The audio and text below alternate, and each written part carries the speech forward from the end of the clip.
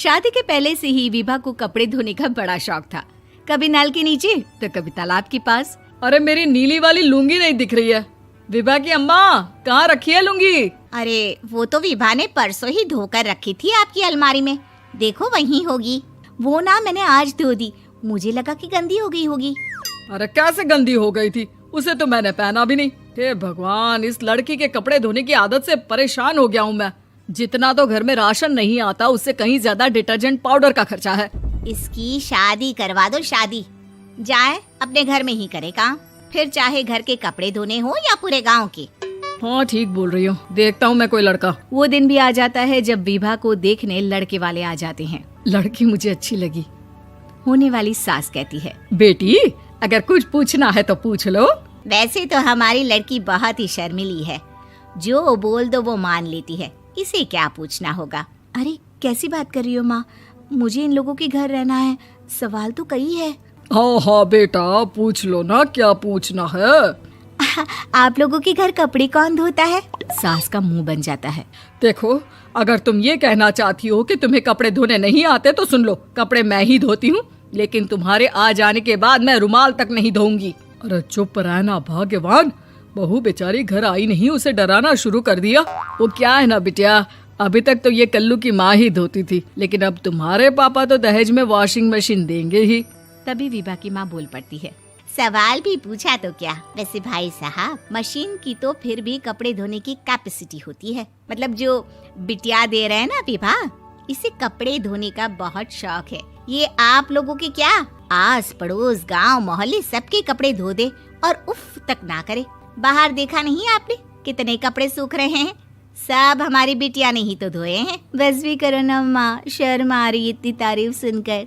और तो और एक दाग निकाल कर दिखाओ तो मान जाओ। हाँ अच्छा, माफ करना बेटा, मैंने गलत समझा।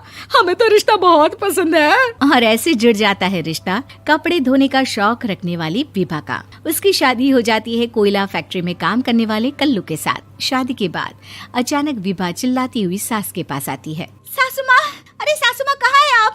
ये तो धोखा है, धोखा दिया आप लोगों ने मुझे। इसे ससुर के चक्कर के बारे में पता चल गया। अरे तो उसमें तुझे क्यों धोखा मिला है? अरे नल में पानी नहीं आता, कपड़े कैसे कब धुलेंगे? अच्छा, तू पानी नहीं आ रहा उसकी बात कर रही है। तो आपने क्या सोचा? कुछ नहीं। अच्छा, तेरी माँ ने कहा था कि कपड़े धोने का शौक है तुझे, याद आया मुझे। शौक बोलकर कपड़े धोने वाले मेरे जुनून को कम ना आके सासू माँ, कपड़ा धोना मेरा गुरूर है। तभी पति भी वहाँ आ जाता है। अभी मैंने इसे सनी देओल की फिल्म दिखाई है, उसी के डायलॉग मार रही है माँ। अच्छा सुन, साफ साफ बता रही हूँ, पानी सुबह 4 से 6 और शाम को 10 से 12 आता है, समझी? विभा टाइमिंग सुनकर हैरान हो जाती है। ये क्या भूतों का मोहल्ला है? सुबह 4 बजे उठकर कौन कपड़े धोता है? 4 बजे टंकी में पानी जाता है, फिर सारा दिन धोना ना, किसने मना किया? अरे कैसी बात कर रही हैं? 200 लीटर की टंकी में कितने कपड़े धो लूंगी मैं? सुबह ही उठ जाऊंगी मैं। अब क्या था, विभा सुबह 4 से लेकर रात के 12 बजे तक कपड़े ही धोती रहती। एक रोज सास पड़ोस से निकलकर कहीं जा रही होती है कि साथ वाली कहती है, हाँ कल्लू की माँ, जरा ये बताओ कि 2 साड़ी है, 2 ब्लाउज और एक पेटीकोट और एक नाड़े वाला लंबा कच्छा। हाँ तो? अरे तो क्या, कितना लोगी धुलाई ये बताओ। धोबन दिख रहे हैं हम क्या?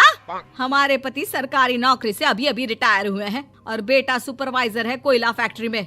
धोबन समझ रखा है हमें? हाय रे कल्लू की अम्मा, माफ कर दो, वो तो मोहल्ले में यही सब बता रहे थे कि तुमने बहू को कपड़ा धुलवाने के काम में लगा दिया है। सास को पड़ोसन की बात सुनकर गुस्सा आ जाता है। वो घर पहुंचती है जहां घर के बाहर ही इतने सारे कपड़े सूख रहे होते हैं जितने कि किसी धोबन के घर पर। अरे ओ कल्लू की दुल्हन, बाहर निकल।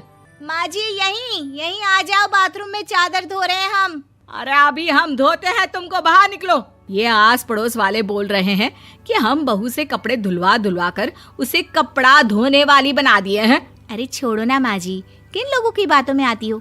आस पास के लोगों का तो काम ही होता है कि वो किसी तरह सास बहू को लड़ा दे। बहू सारे घर के कपड़े धोती है, ये क्या कम है? बोलिए। सास को भी लग जाता है कि वो बहू का ये सनकीपन नहीं छुड़वा सकती, इससे अच्छा है कि खुद ही चुप हो जाए। एक रोज सास और बहू मंदिर जाते हैं, जहाँ सास की साड़ी वहाँ खड़ी भीख मांगने वाली से मिलती है। माँ जी क्या बात है, आपकी साड़ी उस भिखारन से कितनी मिल रही है ना? हाँ हाँ देखो तो, दोनों की साड़ी मिल रही है। क्या बात है कल्लू की अम्मा, तुम खुद को तो अफसर की बीवी बताती हो और ऐसी सिंपल सी प्लेन साड़ी पहनकर घूमती हो। सिंपल और प्लेन नहीं है ये साड़ी। तो क्या सोने के धागे से फूल बने हैं? कुछ भी सासू माँ, कुछ भी।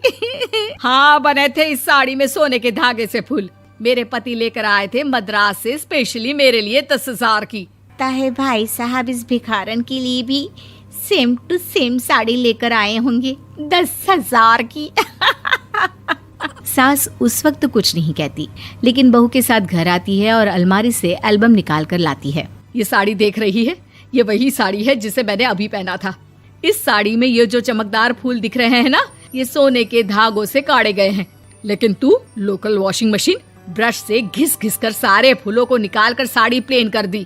मुझे माफ कर दीजिए सासू माँ। और तो और, जब मैंने तुझे तेरी गलती के लिए कुछ नहीं कहा, लेकिन तूने तो सबके सामने मेरा मजाक ही बना दिया। क्यों? बहू को समझ में आ जाता है कि अब से उसका कपड़े धोना बंद।